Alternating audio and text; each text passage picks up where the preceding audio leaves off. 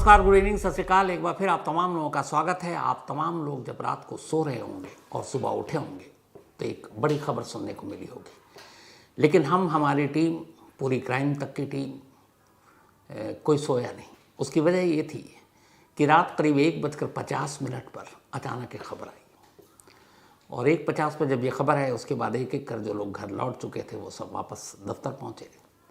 कुछ लोग अभी अभी गए हैं ताकि थोड़ा आराम कर लें, फिर वापस लौटें। तो कल रात आखिरकार जो कुछ हुआ 22 अप्रैल को पहलगाम में, जिसकी चर्चा हो रही थी कब कब कब, तो आखिर एक ऑपरेशन पूरा हुआ। और इस ऑपरेशन में अभी तक जो खबर है वो ये है कि 26 लोगों के मारे जाने की खुद पाकिस्तानी आर्मी ने पुष्टि की है, कंफर्मेशन दिया है। सुबह से आप लोग अलग अलग सोशल मीडिया पर, न्यूज़ चैनल पर एक नाम सुन रहे होंगे, ऑपरेशन सिंदूर। इस पूरे ऑपरेशन सिंदूर की पूरी डिटेल जो खुद एक प्रेस कॉन्फ्रेंस हुई अभी, जिसमें colonel Sofia Qureshi, wing commander Vyomika Singh, दो हमारी जांबाज महिलाएं, देखकर गर्व होता है स्क्रीन पर जब वो आकर इस तरह से ब्रीफ करती हैं। इसके अलावा विदेश सचिव हमारे विक्रम मिश्री, इन तीनों ने एक प्रेस कॉन्फ्रेंस की। उससे पहले एक वीडियो चलाया हाल में जो भी हमारे ऊपर हमले हुए थे, चाहे वो पार्लियामेंट अटैक हो, 26/11 हो, उरी हो, पुलवामा हो और आखिर में पहलगाम, और उसके बाद पूरी ब्रीफिंग। शुरुआत इस ऑपरेशन के नाम से, ऑपरेशन सिंदूर। ये नाम प्राइम मिनिस्टर नरेंद्र मोदी ने दिया था, सुझाव उन्हीं का था। लेकिन ये नाम जानते हैं क्यों पड़ा? पिछले लगभग कई सालों में आतंकवाद की वजह से हमारे देश में 350 लोगों की जान गई, 800 से ज़्यादा घायल हुए और इनमें ज़्यादातर मरने वाले मेल थे, पुरुष थे, पति थे। लेकिन एक तस्वीर ने 22 अप्रैल को पहलगाम से जो सामने आई, हर एक के कलेजे को छलनी कर दिया था। वो तस्वीर ही ऐसी थी। हिमांशी नरवाल पहलगाम में बैठी हुई हैं और उनके बराबर में एक लाश पड़ी है। वो शहीद कैप्टन विनय नरवाल की बॉडी थी। कैप्टन नरवाल नेवी में कुछ वक्त पहले उनकी शादी हुई थी। दोनों कश्मीर घूमने गए थे और पहलगाम के हमले में आतंकवादियों के गोली का वो शिकार हो गए। तो कैप्टन विनय नरवाल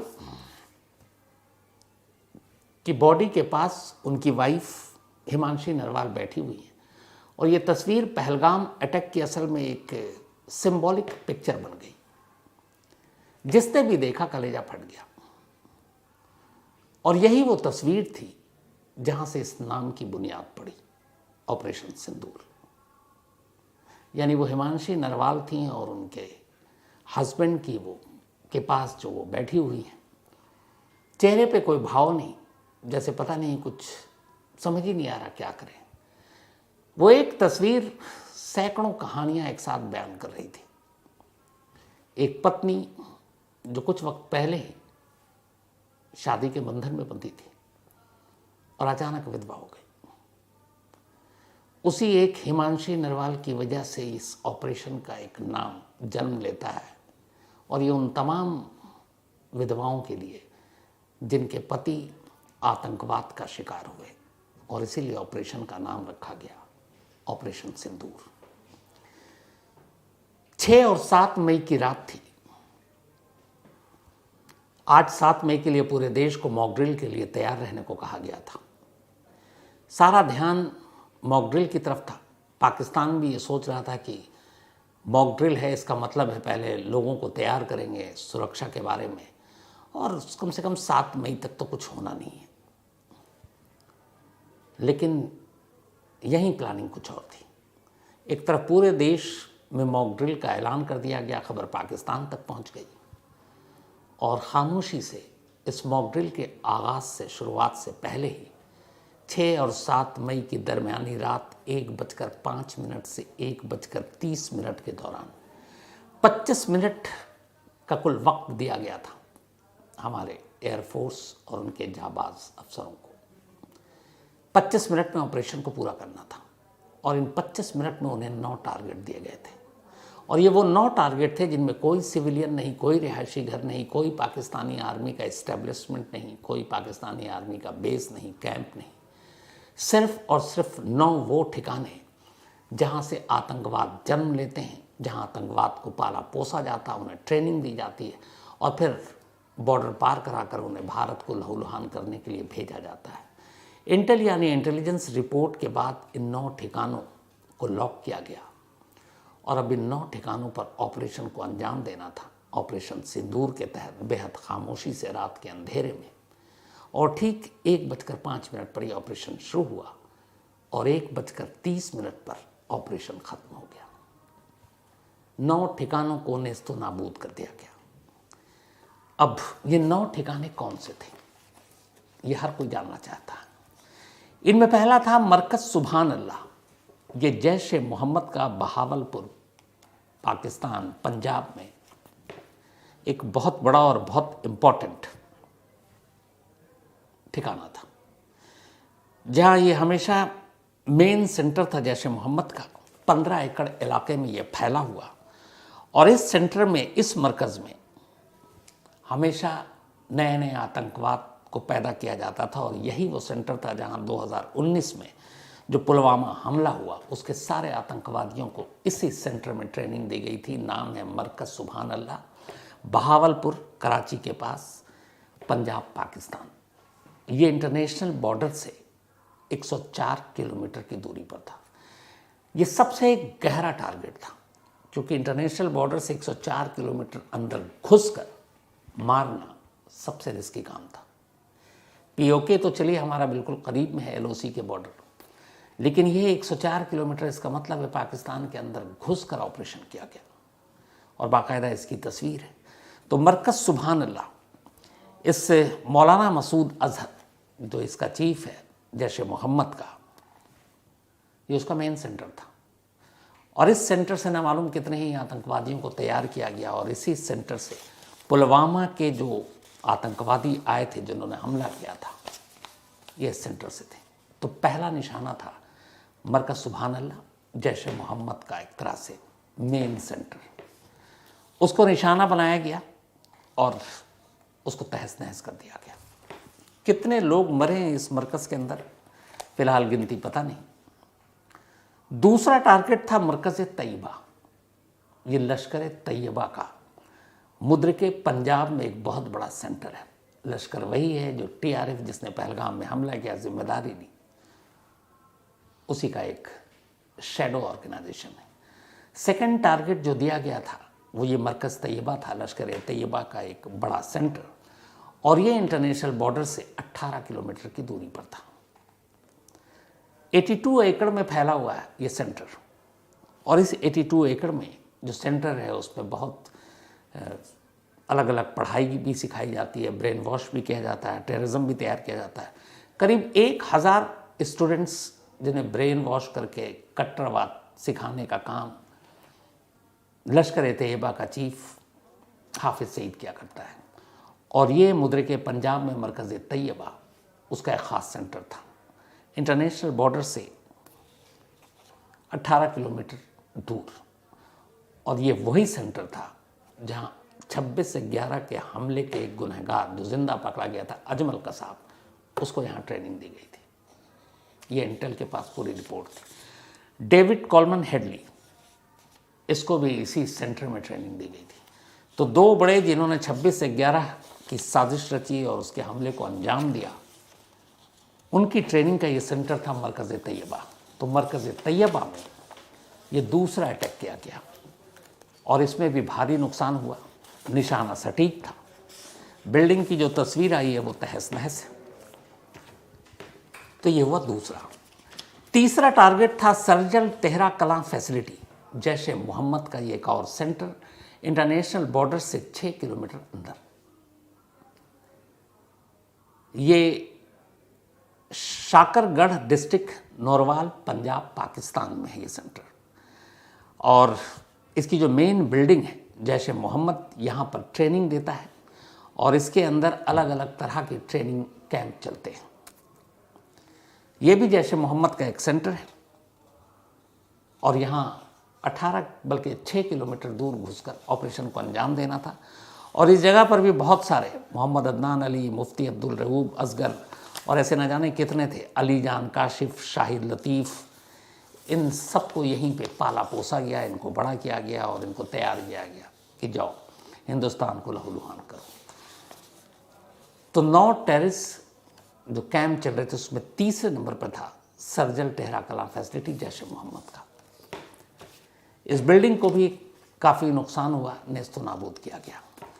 चौथा सेंटर था जिस पे हमला किया गया, महमूना जोया फैसिलिटी। ये हिजबुल मुजाहिदीन HM का एक तरह से हेड मराला सियालकोट के अंदर है।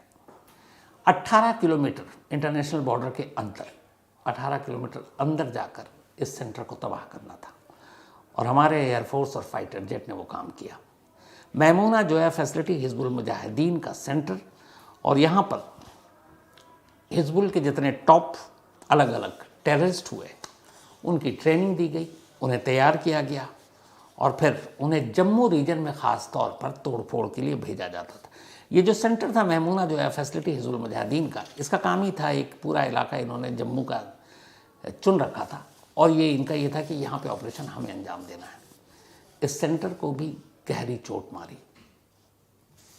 रात के अंधेरे में इस सेंटर को भी नेस्तो नाबूद कर दिया गया। पांचवा टारगेट जो हमारा था वो था मरकज़ अहले हदिया बरनाला। ये लश्कर तैयबा का था। घूम फिर कर यही 3 नाम आते हैं, लश्कर, जैश या फिर हिजबुल मुजाहिदीन। ये भिम्बर डिस्ट्रिक्ट अब ये था जो अभी तक आपको मैंने बताया, ये पाकिस्तान के अंदर था। फ़र्क आप ये देखिए कि अब पाकिस्तान चाहे वो सियालकोट में हो चाहे मुद्रिके में हो, ये पाकिस्तान के अंदर है। 104 किलोमीटर दूर जब घुसा वो पाकिस्तान के अंदर है। तो कम से कम पाकिस्तान के अंदर 1, 2, 3, 4 ठिकानों पर हमले किए गए। और POK यानी पाक ऑक्युपाइड कश्मीर यानी पाक अधिकृत कश्मीर जिस पर कब्जा कर रहा पाकिस्तान में, वहाँ के 5 ठिकानों को निशाना बनाया गया। उनमें पहला था मरकज़ अहले हदिया बरनाला लश्कर तैयबा का। ये LOC से सिर्फ 500 मीटर की दूरी पर यह कैंप चल रहा था, लाइन ऑफ कंट्रोल। चूँकि ये POK है वहाँ पर इंटरनेशनल बॉर्डर नहीं बल्कि LOC आ जाता है, लाइन ऑफ कंट्रोल, दोनों देश के बीच में जो समझौता था। तो मरकज़ अहले हदिया बरनाला में लश्कर तैयबा का एक बड़ा कैंप चलता था और यहाँ पर करीब एक साथ 100 से 1500 आतंकवादियों को एक साथ ट्रेनिंग दी जाती थी, तैयार करने का काम होता था। और ये एक बड़ा सेंटर था लश्कर के हिसाब से जहाँ पे उन्हें तैयार किया जाता था।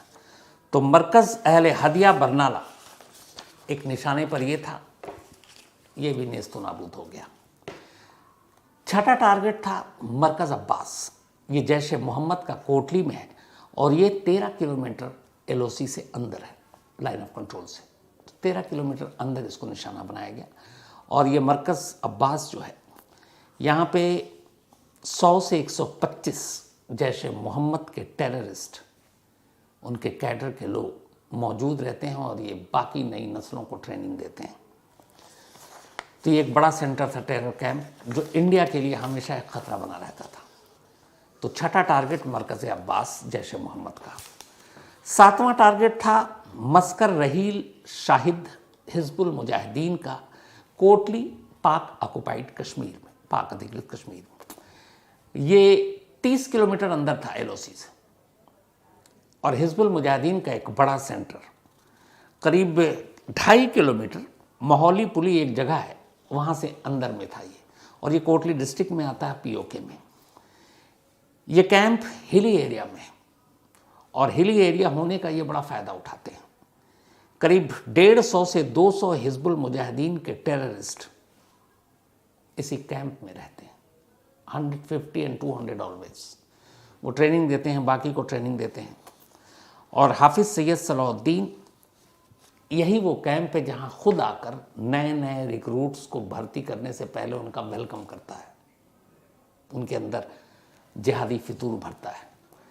तो ये एक टारगेट था, टारगेट नंबर 7, मस्कर रहील शाहिद हिजबुल मुजाहिदीन, 30 किलोमीटर अंदर LOC से। 8वां टारगेट था शरवाई नल्ला कैंप। ये लश्कर तैयबा का मुजफ्फराबाद POK में। करीब 20 किलोमीटर अंदर था ये एलओसी से। और ये लश्कर का अगर मुरीद के को छोड़ दें तो ये उनका सबसे ख़तरनाक कैंप में से एक है। मतलब ये वो कैंप है कि जो सबसे उनके लिए इम्पोर्टेंट होता है। यहाँ पर इसी कैंप में बाकायदा हथियारों की ट्रेनिंग दी जाती है, हथियारों और गोला बारूद, असलहे, ये सब कुछ रखा जाता है। यहाँ पर कमांडर बनाए जाते हैं, कमांडो की ट्रेनिंग दी जाती है, कैसे आपको हथियार यूज़ करना उसकी ट्रेनिंग दी जाती है। तो लश्कर-ए-तैयबा के हिसाब से ये शवाई नल्ला कैंप जो मुजफ्फराबाद में है, 20 किलोमीटर अंदर एलओसी से, ये एक निशाना था और इस पर भी सटीक निशाना लगा, नेस्तो नाबूद हो गया। ये 8वां कैंप था। इसके अलावा जो 9वां टारगेट था हमारा, वो था सैयदना बिलाल मरकज़। मरकज़ जनरली सेंटर को कहते हैं या केंद्र के लिए, उर्दू में उसे मरकज़ कहते हैं। ये जैश मोहम्मद का था, यानी मौलाना मसूद अजहर का, और ये भी मुजफ्फराबाद पीओके में। मुजफ्फराबाद उनके लिए बड़ा आसान होता है कि पीओके है और इधर फिर एलओसी क्रॉस करके आसानी से कश्मीर में घुस जाते हैं, आतंक फैलाते हैं। तो ये एलओसी से 12 किलोमीटर अंदर सैयदना बिलाल मरकज़ जैश मोहम्मद का 9वां टारगेट ये था। और यहाँ पर बाकायदा ये भी एक हिली एरिया में है और एक 3 स्टोरी बिल्डिंग है। इस 3 स्टोरी बिल्डिंग के अंदर 50 से 100 जैश मोहम्मद के टेररिस्ट हमेशा मौजूद रहते हैं और तमाम तरह की ट्रेनिंग करते हैं, फिर वहाँ से ये भारत की तरफ भेजते हैं। तो ये वो 9 सेंटर थे जिनको टारगेट दिया गया। रात 1:05 और 1:30 पर यह ऑपरेशन ख़त्म हुआ। इस ऑपरेशन के दौरान किसी भी सिविलियन की मौत की अभी तक खबर नहीं आई, यानी आम नागरिक पाकिस्तान के किसी मिलिट्री इस्टेब्लिशमेंट या पाकिस्तानी आर्मी के ऊपर कोई हमला नहीं किया गया। बिल्कुल स्पेसिफिक टारगेट था सिर्फ टेररिस्ट कैंप को निशाना बनाना। यूएन यानी यूनाइटेड नेशन ने खुद कहा था कि जिस तरीके से पहलगाम हुआ, ऐसे टेररिस्ट को सज़ा देना, उनको इंसाफ के कटघरे में लाना ज़रूरी है। तो भारत ने वही काम किया। ये कोई पाकिस्तान पर अटैक नहीं था, पाकिस्तानी मिलिट्री पर अटैक नहीं था, पाकिस्तानी नागरिकों पर अटैक नहीं था, बल्कि भारत को लहूलुहान करने वाले वो आतंकवादी जो वहाँ पनपते हैं, फूलते हैं, उनको फंड दिया जाता है, उनको ट्रेनिंग दी जाती है, ये उन कैंप पर हमला था। और इस कैंप में अब तक 26 लोगों के मरने की खबर है। पाकिस्तान से बहुत सारी तस्वीरें आ रही हैं जिसमें अस्पताल में भी घायल पड़े हुए हैं। तो इसके अलावा इस 9 हमले के बाद 25 मिनट के ऑपरेशन को पूरी तरह से कामयाब डिक्लेयर कर दिया गया। लेकिन क्या इन हमलों के बाद पाकिस्तान बेवकूफ़ी करेगा वापस रिटेलिएट करने का? पाकिस्तान के बारे में कुछ कहा नहीं जा सकता। इसलिए हमारे जितने भी सेना के लोग हैं उन सबको अलर्ट पर रखा गया है। जो पैरामिलिट्री फोर्सेस हैं उनकी छुट्टियां कैंसिल कर दी गई हैं। सभी को कहा गया है कि आप इमरजेंसी मोड पर रहेंगे। पूरे सरहद पर, इंटरनेशनल बॉर्डर पर, एलओसी पर सुरक्षा लगातार बढ़ा दी गई है और कोशिश यही है कि किसी भी तरह की जवाबी कार्रवाई का मुंह तोड़ जवाब दिया जाए। तो 22 अप्रैल के बाद से जिस चीज़ का इंतज़ार था, लोग इंतज़ार कर रहे थे, उन 26 बेगुनाह सैलानियों, टूरिस्ट, पर्यटकों की मौत का, और ये 26 से 11 जो मुंबई में हमला हुआ था, उसके बाद ये सेकंड लार्जेस्ट था जिसमें आम लोग, आम टूरिस्ट को निशाना बनाया गया था। इतनी बड़ी तादाद में आम लोगों को, टूरिस्ट को कभी निशाना नहीं बनाया गया। 26 से 11 मुंबई हमले के बाद ये दूसरा था, तो इसलिए ये बड़ा एक दर्द और ज़ख्म था। तो इस तरीके से 9 टेररिस्ट कैंप पर हमला करके फ़िलहाल भारत ने इस गम को थोड़ा हल्का किया है। अब आगे क्या होगा पता नहीं, देखना है कि सरहद पार से क्या होता है। जवाब देने के लिए पूरी तरह से हम सब तैयार हैं यहाँ। तो इस ऑपरेशन में फ़िलहाल इतना ही। बाकी जो भी अपडेट होगा, पूरे दिन लगातार क्राइम तक पर आपको हमारी पूरी टीम बैठी हुई है, इसी के ऊपर नज़र है। बारी बारी से वो सब आएंगे, आपको अपडेट देते रहेंगे। तो सुनिएगा, अपनी राय भी दीजिएगा। फ़िलहाल मुझे दीजिए इजाज़त।